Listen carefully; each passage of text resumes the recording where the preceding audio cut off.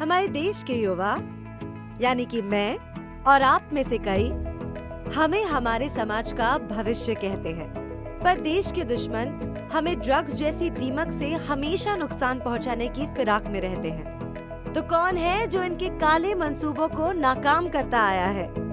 भारतीय कस्टम्स। अभी हाल ही में विभाग ने गुजरात के मुंद्रा पोर्ट से 21,000 करोड़ रुपए की 3,000 किलो हेरोइन बरामद की, जिससे हमारे युवाओं की कितनी हानि हो सकती थी।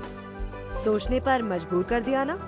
तो सोचिए नहीं, एक बार जरूर आइए गोवा के धरोहर म्यूजियम में, जहां हमारे कस्टम्स विभाग की ऐसी कई उपलब्धियां आपका इंतजार कर रही हैं। धरोहर राष्ट्रीय सीमा शुल्क व जीएसटी संग्रहालय।